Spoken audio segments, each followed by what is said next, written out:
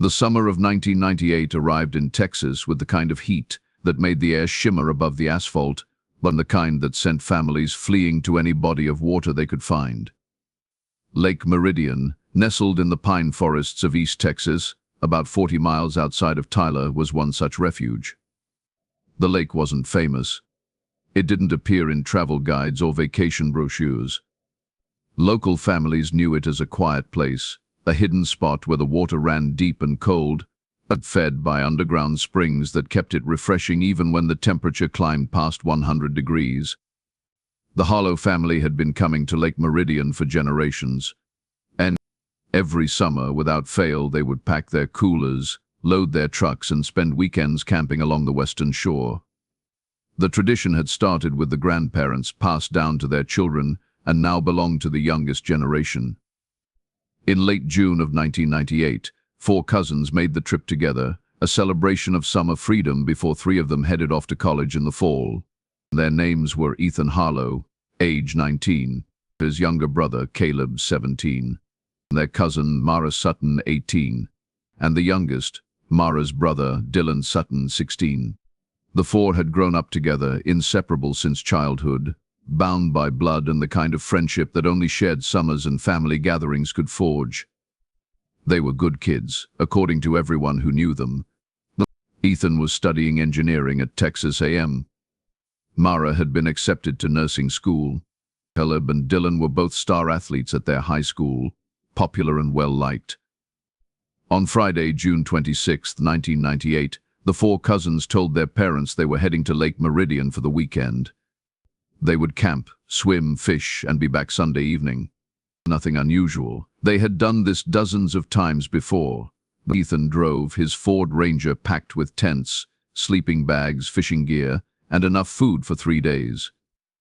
Mara brought her camera, one of those disposable Kodak ones, determined to capture memories before everyone scattered to different colleges. The parents waved them off without worry. Why would they worry? Lake Meridian was safe. The cousins were responsible. They had cell phones, though service out there was spotty at best, cutting in and out depending on where you stood. But they would be back Sunday. Everything would be fine. Sunday came and went. No truck, no cousins, no phone calls. By Monday morning, the Harlow and Sutton families were frantic. They drove out to Lake Meridian themselves, searching the campgrounds, calling out names that echoed uselessly through the trees. Ethan's truck was gone. There was no sign anyone had camped there recently. No tire tracks, no ashes in the fire pits. Nothing. Nothing. The parents contacted the local sheriff's department in Henderson County. Deputy Malcolm Torres took the report, his expression growing more serious as the details emerged. 4 teenagers missing since Friday, no contact, no trace.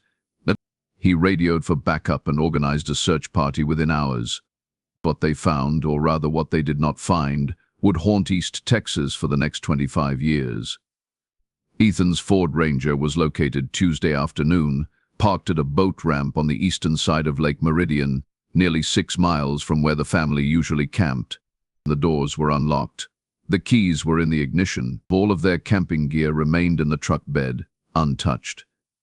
Mara's disposable camera sat on the front seat. The film inside had been partially used, 12 exposures out of 27.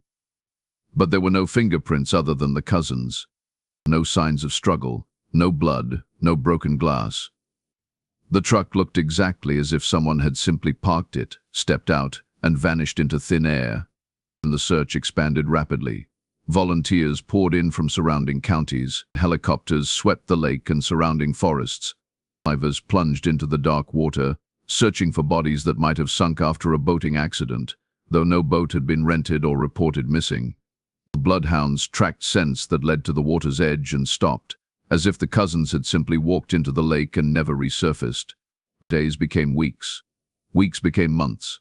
The families appeared on local news stations, their faces etched with exhaustion and terror, begging for information.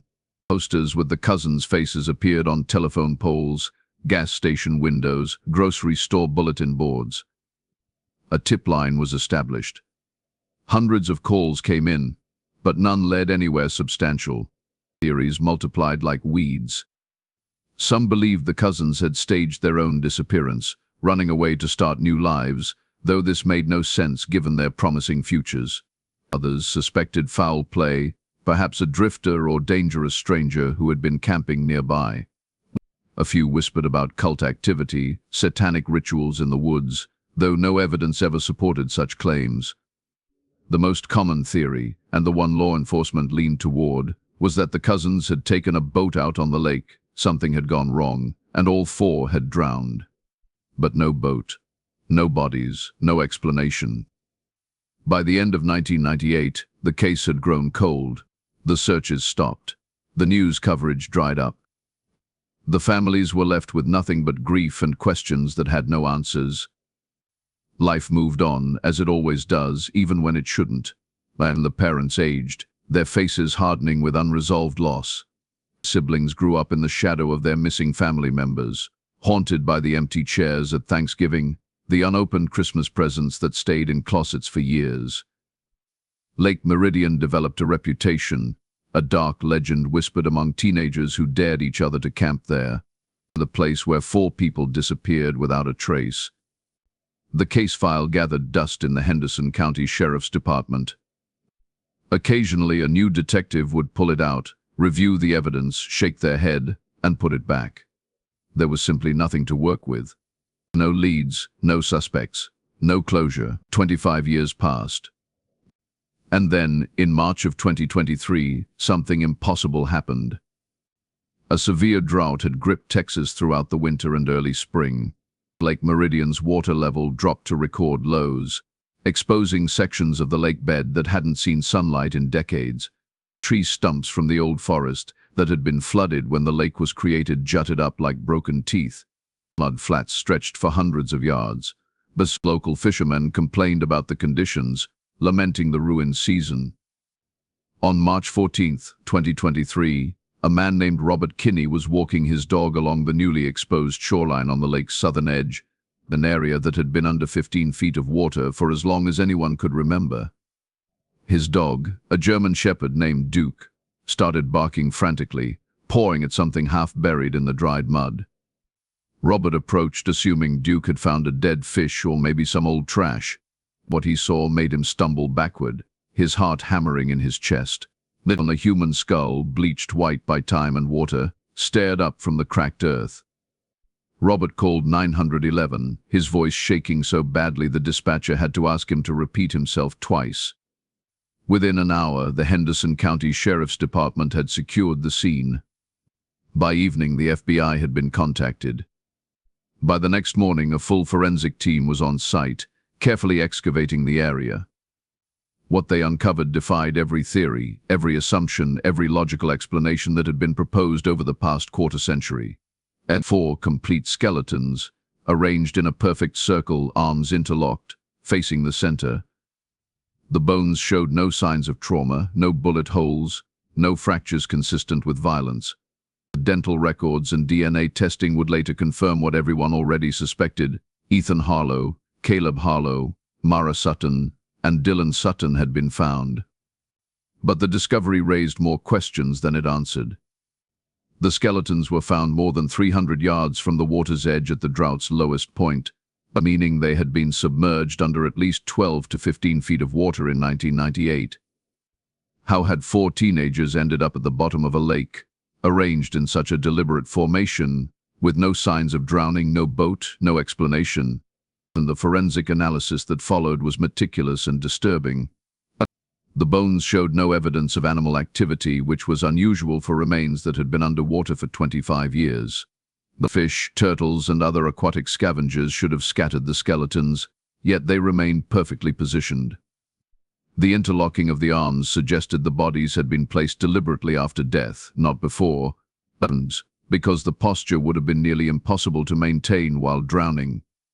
Toxicology was impossible after so much time, but the lack of trauma suggested the cousins had not been murdered in any conventional sense. There were no knife marks on the ribs, no gunshot damage to the skulls, no signs of blunt force trauma. It was as if they had simply died all at once, and someone or something had arranged their bodies in that haunting circle at the bottom of Lake Meridian. The FBI took over the investigation completely. Special Agent Victoria Hayes, a veteran investigator with over 20 years of experience in cold cases, led the team. She had seen terrible things in her career, but nothing quite like this. The deliberate arrangement of the bodies suggested ritual, purpose, intention. But whose and why? The media descended on East Texas like a swarm. National news outlets ran the story for weeks. True crime podcasts dissected every detail. But social media exploded with theories ranging from plausible to absurd. The families, now older and worn by decades of grief, were thrust back into the spotlight, forced to relive their worst nightmare with the added horror of knowing how their children had been found. Agent Hayes and her team began by re-examining the original 1998 investigation. Then they interviewed everyone again, those who were still alive and willing to talk. They reviewed Deputy Torres's notes, now retired and living in Arizona, his memory of that summer still sharp. They analyzed the disposable camera found in Ethan's truck, though the film had degraded over the years in the heat. Only a few images were recoverable: the cousins smiling by the truck, Mara making a silly face, Caleb holding up a fish he'd caught. Normal. Happy. No indication of danger. The boat ramp, where the truck had been found, became a focal point. Why had they driven there instead of their usual camping spot? Had they met someone? Had they been lured? The ramp was remote, rarely used even now, barely maintained. In 1998 it would have been even more isolated. Hayes's team scoured databases for similar cases: unsolved disappearances near bodies of water, ritualistic arrangements of remains. They found a few cases with superficial similarities, but nothing that matched the specifics of Lake Meridian. No patterns emerged. No suspects appeared. The property records around the lake were examined. In 1998, most of the land surrounding Lake Meridian had been privately owned, a patchwork of family properties, hunting leases, and undeveloped forest. One property, directly adjacent to where the bodies were found, had belonged to a man named Vernon Pike. Pike had died in 2003 from a heart attack, 5 years after the cousins disappeared. His property had been sold at auction, changing hands twice since then. Hayes arranged for Pike's background to be investigated thoroughly. What they found was unsettling but inconclusive. Vernon Pike had been a recluse, a Vietnam veteran who lived alone in a small cabin on his 20-acre property. Neighbors described him as odd but harmless, someone who kept to himself and occasionally sold firewood to make ends meet. He had no criminal record, no history of violence, no known connection to the Harlow or Sutton families. But Pike's property had included a small dock that extended into the lake right above where the bodies were eventually found. It had rotted away years ago, but photographs from the late 90s showed it had existed. But could Pike have been involved? Had he witnessed something? Had he done something? The investigators tried to interview people who had known Pike, but most were dead or had moved away. One former neighbor, an elderly woman named Doris Klein, remembered Pike acting strangely in the summer of 1998. She recalled seeing lights on his property late at night, hearing what sounded like voices or chanting, though she admitted her memory might be faulty after so many years. She had never reported it because Pike had always been strange, and she hadn't thought much of it at the time. The chanting details sent chills through the investigation team. Combined with the ritualistic positioning of the bodies, it suggested something far darker than a simple drowning or accidental death. But without Pike alive to question, without physical evidence linking him to the crime, it remained speculation. Forensic experts were brought in to analyze the lake bed where the skeletons had been found. Soil samples were taken. The sediment layers were studied to determine if anything unusual had been introduced to the area around the time of the disappearances. The results were frustrating. 25 years of water movement, sediment deposit, and decay had erased most potential evidence. There were traces of old wood, possibly from Pike's dock, but nothing definitive. The families, desperate for answers, pressed Hayes for any information, any theory that made sense. She met with them in April of 2023 in a small community center in Tyler, the same place where search volunteers had gathered in 1998. The room was heavy with grief and exhaustion. Hayes explained everything they had found and, more importantly, everything they had not found. No clear cause of death, no evidence of violence, no witnesses, no confession. The case was active, she assured them, but the truth remained maddeningly out of reach. Ethan's mother, now in her 60s, her hair completely white, asked the question that everyone wanted answered. How did they end up in that circle? Who put them there? Hayes had no answer. Not yet. As spring turned to summer in 2023, the investigation continued, but the momentum slowed. The FBI deployed every resource available, but without new evidence they were chasing ghosts. The lake gave up its dead but refused to surrender its secrets. And then, in late June, exactly 25 years to the day after the cousins had driven to Lake Meridian, something new emerged. Something that would crack the case wide open and reveal a truth far more disturbing than anyone had imagined. A hiker, exploring the woods near Vernon Pike's old property, now owned by a family from Dallas who used it as a weekend retreat, discovered something buried beneath the remains of Pike's collapsed cabin. The structure had been condemned years ago, left to decay into the forest floor.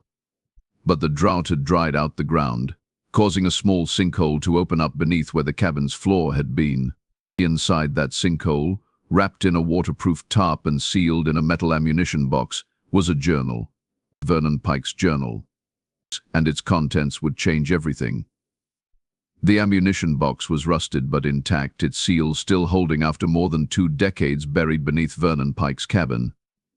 The hiker who found it, a man named Gregory Walsh, had the sense not to open it himself. He called the local authorities, who immediately contacted the FBI. By the time Agent Victoria Hayes arrived at the site, the box had been carefully extracted and transported to the FBI field office in Dallas. Hayes sat in a sterile examination room, gloved hands trembling slightly as she opened the container. Inside, wrapped in multiple layers of plastic, was a leather-bound journal, its pages yellowed but readable. The handwriting was cramped and erratic, the kind that suggested the writer's mental state had been deteriorating as the entries progressed. The journal belonged to Vernon Pike, confirmed by a signature on the inside cover, and a date, January 1987.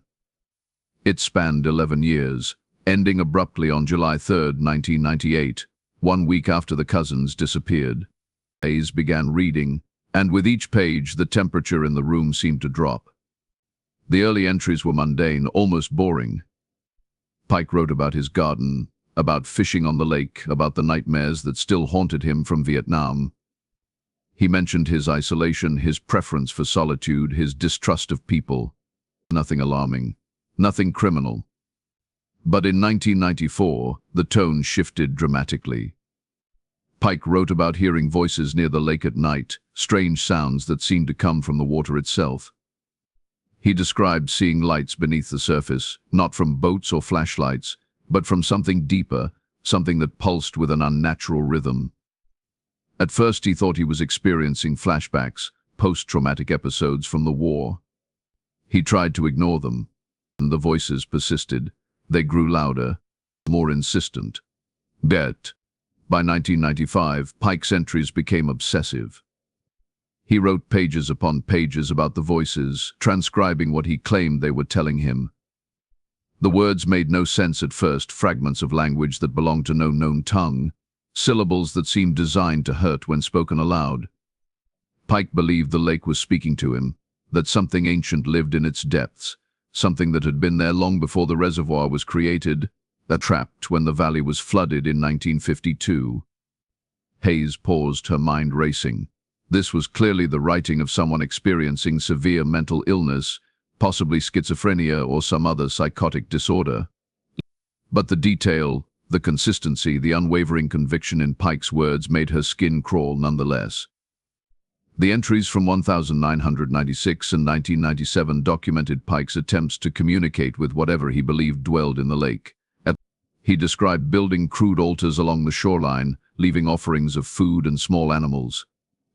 He wrote about wading into the water at midnight, standing chest deep and waiting for a response. And according to his journal, he received one. The entity, which Pike began calling the Watcher, allegedly communicated with him through dreams and visions. It showed him things, he wrote, terrible things from the past and future. It told him about the people who had lived in the valley before the flood, about rituals they had performed to keep it satisfied, about the pact they had made, and then broken when they abandoned the land. The Watcher was angry, Pike wrote. It had been hungry for decades, trapped and forgotten. It demanded payment for its patience. Hayes felt nauseous as she turned to the entries from June 1998. On June 20th, 6 days before the cousins arrived at the lake, Pike wrote that the Watcher had given him instructions. 4 lives, young and unblemished, offered willingly or taken by force. The ritual had to be performed during the full moon, which fell on June 27th. In exchange, the Watcher promised Pike peace, promised to silence the voices that tormented him, promised to release him from the burden of being its chosen messenger. Pike wrestled with the command, his entries becoming frantic, pages filled with arguments for and against what he was being asked to do. He knew it was wrong. He knew it was murder. But the voices had become unbearable, screaming inside his skull day and night, allowing him no rest, no sanity, no escape. On June 25th, Pike wrote that he had prepared everything. He had gathered the materials needed for the ritual, items described in such disturbing detail that Hayes had to force herself to keep reading. Rope made from natural fiber. Stones carved with symbols he claimed the Watcher had shown him. A sedative he had acquired through means he did not specify, something to make the victims compliant without causing them pain. Pike had decided to wait near the boat ramp, the most isolated access point to the lake. He would watch for someone, anyone who appeared vulnerable and alone. The Watcher did not care who the offerings were, only that they met the requirements, 4 souls delivered to the depths, arranged in the sacred pattern. The entry from June 26th made Hayes want to vomit. Pike wrote that the Watcher had provided. 4 young people had arrived in the late afternoon, parking at the boat ramp, laughing and unloading fishing gear. 2 boys and 2 girls, perfect in their youth and innocence. Pike watched them from the trees, his heart pounding, his mind screaming at him to stop, but the voices were louder, drowning out his conscience. He waited until dark. The cousins had built a small fire near the ramp, cooking hot dogs and telling stories. Pike approached them, playing the role of a friendly local, warning them about dangerous currents in that part of the lake. They were polite, thanking him for the information. He offered them sodas from a cooler he carried, drinks he had laced with the sedative. Within 20 minutes, all 4 were unconscious. Pike wrote that he felt nothing as he loaded them into his small rowboat, one by one, their bodies limp and trusting even in sleep. He rowed out to the deepest part of the lake near his property, directly above where the old valley's center had been before the flood. The full moon illuminated the water, turning it silver and black. He followed the Watcher's instructions exactly. He bound their arms together in the prescribed pattern, a circle facing inward, connected as one. He attached weights to their ankles, stones he had carved with the symbols. And then, whispering the words the voices had taught him, words that tasted like rust and decay, he rolled them into the water. They sank quickly, still unconscious, never waking, never knowing. Pike wrote that he hoped they felt no fear, no pain. It was the only mercy he could offer. He watched until the ripples disappeared, until the lake's surface returned to its mirror stillness. The voices stopped immediately. The silence was so profound that Pike wept, collapsing in the bottom of his boat, exhausted and horrified by what he had done. The final entry, dated July 3rd, was brief. The voices had returned. The Watcher had lied. There was no peace, no release, only more hunger, more demands. Pike wrote that he finally understood the truth. The entity would never be satisfied, never stop feeding, never stop demanding sacrifice. He had damned himself for nothing. The journal ended there, mid-sentence, as if Pike had simply stopped writing and walked away. Agent Hayes closed the journal, her hands shaking. The room seemed too small, the air too thick. She had been searching for answers, and now she had them, but they brought no comfort, no justice, only a deep and abiding horror. The journal was immediately authenticated by forensic document analysts. The handwriting matched samples of Pike's writing from military records and old tax documents. The ink was consistent with the time period, but the paper showed appropriate aging. It was genuine. But genuine did not mean true. Pike's mental illness was evident in every page of the journal. The watcher, the voices, the ancient entity in the lake, these were almost certainly delusions, symptoms of untreated psychosis. The FBI's psychiatric consultants agreed. Pike had been severely mentally ill, experiencing auditory and visual hallucinations, paranoid delusions, and a complete break from reality. Yet the facts remained undeniable. Pike had confessed, in his own handwriting, to murdering 4 people in exactly the manner that matched the evidence. The sedative explained the lack of struggle, the absence of trauma on the bones. The weighted bodies explained why they had never surfaced. The ritualistic arrangement matched Pike's description perfectly. Vernon Pike had killed Ethan Harlow, Caleb Harlow, Myra Sutton, and Dylan Sutton. The how and the why were now clear, even if the why was rooted in madness rather than rational motive. The families were informed in early July 2023. Hayes met with them again, this time carrying the weight of terrible knowledge. She explained what the journal contained, sparing them the most disturbing details but providing enough truth to give them the closure they had sought for 25 years. And the reactions were mixed and complicated. Relief that they finally knew what happened. Rage that the killer was dead and beyond justice. Grief reopened and raw, as if the murders had happened yesterday. Confusion about why Pike had chosen their children. Why that night, why them? Hayes had no answer to that last question. Random chance, terrible luck, wrong place, wrong time. The cousins had simply been the 4 people who happened to be at the boat ramp when a delusional man decided to act on his psychotic compulsions, and the media coverage intensified to a fever pitch. The discovery of the journal, the confession of a dead man, the ritualistic nature of the murders, it was everything that true crime audiences craved. But Hayes refused to release the full contents of the journal to the public. Some details, she decided, were too disturbing, too disrespectful to the victims and their families. The general facts were confirmed. Pike had confessed to the murders in a journal found on his property, the case was considered solved, and no other suspects were being sought. But Hayes was not entirely satisfied. Something about the case still bothered her, details that did not quite fit. Pike's rowboat had never been found. After his death in 2003, his property had been sold, and any boat he owned would have been removed or discarded. But there was no record of a boat in the estate's sale documents, no mention of one in police reports from when his body was discovered. More troubling were the carved stones Pike claimed to have attached to the bodies. No such stones had been found with the skeletons. The weights that held the bodies down for 25 years had simply vanished, either dissolved by time or moved by water currents, or perhaps never existed at all outside Pike's imagination.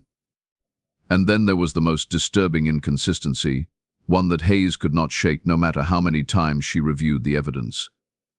The sedative Pike described using something fast-acting and powerful enough to incapacitate 4 healthy teenagers within minutes, would have metabolized in their systems before death. But if they were unconscious, if they never woke, they would have drowned. Drowning leaves specific markers on remains, water in the lungs, specific bacterial patterns, certain chemical signatures that persist even in skeletal remains. The forensic team had found none of these markers. The cousins had not drowned. So how had they died? The medical examiner's final report, released in August 2023, listed the cause of death as undetermined, but consistent with rapid asphyxiation or cardiac arrest from unknown causes. 4 healthy young people had simply stopped living at the same moment, underwater, without drowning, without visible trauma, without explanation. Hayes brought her concerns to her superiors. They listened, nodded sympathetically, and told her the case was closed. Pike's confession was sufficient. The families had closure, and the public had answers. Further investigation would be a waste of resources, but Hayes could not let it go. She returned to Lake Meridian in September, driving out alone on a cool afternoon when the drought had finally broken and the water level was beginning to rise again. She stood at the spot where the bodies had been found, now submerged once more under 10 feet of water. The lake was peaceful, beautiful even, sunlight dancing on its surface, birds singing in the surrounding pines. Nothing about it suggested horror or evil or ancient entities lurking in the depths. Yet Hayes found herself thinking about Pike's journal, about his descriptions of lights beneath the water, of voices that drove him to madness. She thought about the perfect circle of bodies, arranged with a precision that seemed beyond the capability of one delusional man working alone in the dark. She thought about the missing boat, the missing stones, the impossible cause of death. And she thought about something else, something she had not shared with anyone, not even her team. When the journal had been opened, when Hayes had first touched its pages, she had heard something, not with her ears, but somehow deeper, resonating in her chest. A low hum, barely perceptible, like the distant sound of machinery or chanting or something singing in a language that predated human speech. But it had lasted only a moment. She had dismissed it as stress, exhaustion, the power of suggestion after reading Pike's deranged writing. But standing at the lake now, in the fading afternoon light, Hayes heard it again, a hum rising from the water. Rhythmic, patient, hungry. She stepped back from the shore, her heart racing, telling herself it was nothing, just wind or distant traffic or her imagination. But as she turned to walk back to her car, she glanced over her shoulder one last time. The water's surface had gone completely still, not a ripple, not a wave, despite the breeze that rustled the trees. And in that unnatural stillness, Hayes saw something that made her blood freeze. 4 shapes, just beneath the surface, arranged in a circle, arms interlocked, facing inward. She blinked, and they were gone. Just shadows, just tricks of light, just nothing. Hayes drove away from Lake Meridian and never returned. She filed her final report, recommended the case be officially closed, and requested a transfer to a different division. And her request was granted. The families held a memorial service in October 2023, finally able to bury their children after 25 years. The caskets were closed, the remains too fragile for viewing. 4 graves, side by side, in a cemetery outside Tyler. The headstones were simple, bearing names and dates and the words, "Together in life, together in peace." Life moved on, as it always does, even when it should not. The true crime documentaries were produced and released. The case became a cautionary tale, a mystery solved, a tragedy with answers if not justice. But in East Texas, among the older residents who had lived through the disappearance and the discovery, a new legend grew. They whispered about Lake Meridian, about how it was hungry, about how it took 4 lives in 1998 and would take 4 more when the time was right. When the moon was full and the water was deep and someone desperate or mad enough listened to its call. The parents warned their children to stay away. Teenagers dared each other to camp there and always chickened out. Property values around the lake plummeted. The boat ramp where Ethan's truck had been found was barricaded and eventually removed. And on clear nights, when the moon was full, locals claimed you could hear something rising from the water. Not quite singing, not quite screaming. Something older than language, patient beyond human comprehension, waiting at the bottom of Lake Meridian for the next offering, the next 4 souls to complete its circle. Agent Victoria Hayes retired from the FBI in 2024. She moved to Colorado, far from any large bodies of water, and refused all interview requests about the Lake Meridian case. Her colleagues noted that she seemed haunted by something, jumpy around sounds others could not hear, reluctant to discuss her final months in Texas. In her home office, locked in a drawer she never opened, Hayes kept a copy of Vernon Pike's journal. She had never told anyone she had made a duplicate before turning the original over to evidence. She could not explain why she had done it, what compulsion had driven her to preserve those mad ramblings. Late at night, when sleep would not come, Hayes sometimes took out the journal and read the final page, the one that ended mid-sentence. And she wondered what Pike had been about to write, what final revelation he had reached before he stopped. She wondered if he had realized, in those last moments of clarity before madness claimed him completely, that the Watcher was real, that it had always been real, that the valley had been flooded not to create a reservoir, but to drown something that should never have been woken, and that Vernon Pike had not been its first servant, and would not be its last. And, in her darkest moments, in the hours between midnight and dawn when the world felt thin and fragile, Victoria Hayes wondered if the hum she had heard, the shape she had seen, then the sensation of being watched from beneath still water, had been real too. She never found the answer. Perhaps that was for the best. The case of the four cousins who vanished at Lake Meridian in 1998 remains officially solved. Vernon Pike, deceased, confessed murderer, motivated by severe mental illness and delusional beliefs. The files are closed. The investigation is over.